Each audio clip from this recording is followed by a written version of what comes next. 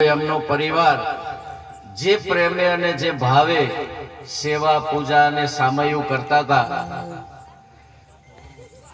ત્યારે એમના અંદર પ્રેમ સિવાય બીજું કઈ નહોતું, કઈ બીજું હતું નહીં. એ ભાઈઓમાં કે ભક્તોમાં સેવામાં એ પ્રેમથી એટલું બધું સ્વાગત અને સંતોને આવકારી રહેતા અને બહેનો જે રીતે આગળ વારણા લેતા હતા, બાળકો કે આખી ભક્ત મંડળી જે સ્વાગત અને જે સેવા અને જે આદર આજ ભક્તિ અને ભગવાનને વશ કરી શકે છે. બાકી કોઈ તાકાત સંસારની, કોઈ જગતની તાકાત ભગવાનને વશ કરી શકતી.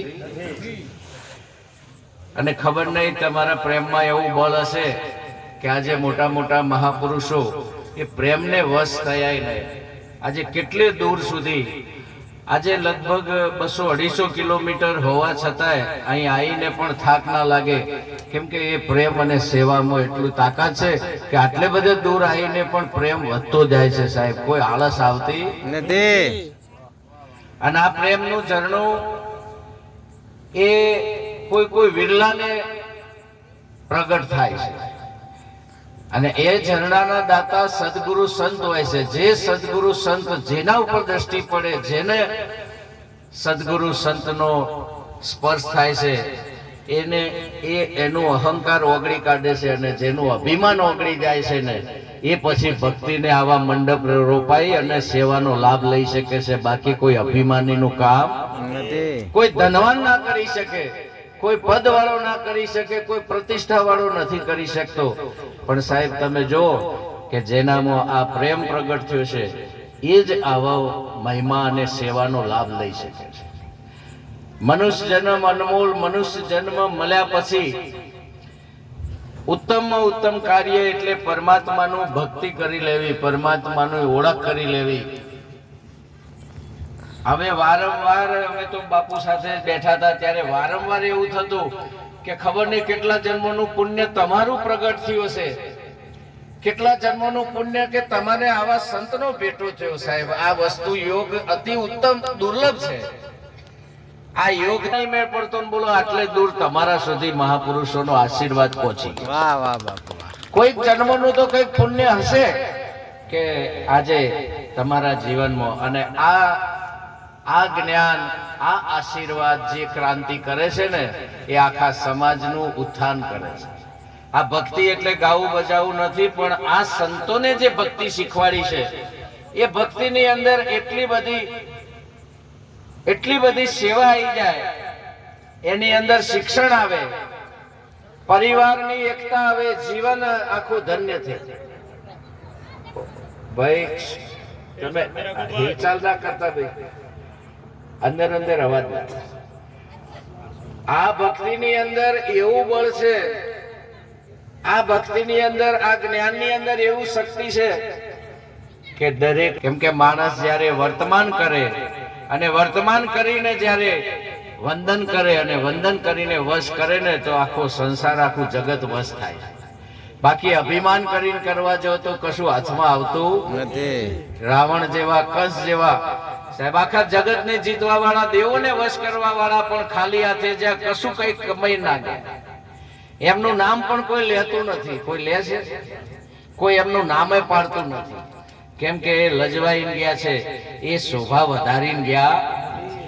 આખા જગતનું બધું ધન હોવા છતાંય, બધી શક્તિ હોવા છતાં જ્ઞાન પણ હતું અને ભક્તિ પણ હતી, પણ ભક્તિ અને જ્ઞાન સાથે અહંકાર પણ હતો, એટલે એની કદર ના થઈ. જ્યારે આપણા સદગુરુ સંતો જ્ઞાન, ભક્તિ, વૈરાગ આપે છે પણ અહંકાર રહિત આપે છે. અને આ જ્ઞાન, ભક્તિ, વૈરાગની અંદર એટલું બધું બળ છે કે એ પોતે તો તરી જાય છે પણ બીજા બધાને તારી જાય છે. સાહેબ જેના ઘેર સંતના પગલા થાય ને ત્યાં અંધશ્રદ્ધા ના બેસે, વ્યસન, વિષય, વેમ ના બેસે. સાહેબ કોઈ જાતની વેમ એના, કોઈની તાકાત નથી કે એને બીવડાઈ શકે. જેના ઘેર સંતના પગલા થયા, જેને આ જ્ઞાનની પ્રાપ્તિ થઈ, સાહેબ 84 નું ખાતું હોય કે 33 કરોડ દેવી દેવતા હોય, સંતનો પગલો જ્યાં થાય ત્યાં એને કશું નડતું. હવે વિચાર કરો, આ દુઃખ કોઈ કાઢી શકે? આ દુઃખ કાઢી શકે કોઈ? આ અંધશ્રદ્ધા, અજ્ઞાન અને અહંકાર સાહેબ કોઈની તાકાત નથી. જાય પણ મારા સદગુરુ સંતમાં એવું બળ છે કે એના આશીર્વાદથી, એના જ્ઞાનથી, એના ઉપદેશથી, અને આ અહંકાર જ આખા ઘરને બાળી રાખે છે. તમને તો બાળે પણ તમારા આખા ઘરને જો બાળતું હોય, આખું ઘર જો આધિ વ્યાધિ ઉપાધિમાં હોય, ઘરમાં શાંતિ ના હોય, સમજવાનું કે અભિમાન આપણને બધાને ત્રાસ, અને એનું ઓપરેશન, એનો નિવેડો જગત તમને કોઈ નડતું નથી. કોઈ આડોશી પાડોશી કે તમને જ્યારે જ્ઞાન થાય ને તબર ત્યારે જ ખબર પડે કે હું જ મારા અજ્ઞાનને લઈને હેરાન થતો તો, બાકી જગત કોઈને કશું નડતું. હું મારા અહંકારને લઈને ભટકી રહ્યો હતો. આ બધા દુઃખોનું કારણ સાહેબ સત્સંગ અને સંતના આશીર્વાદથી જ તમને તમારી ભૂલ જડે છે. સુખી તો સંસારનો જીવ માત્ર જન્મ થાય ત્યારથી સુખ, શાંતિ અને સંપત્તિ ખોરતો હોય છે. વગર શીખવાડે, વગર કહેવે એનામાં આ ભૂખ પડેલી જ હોય છે.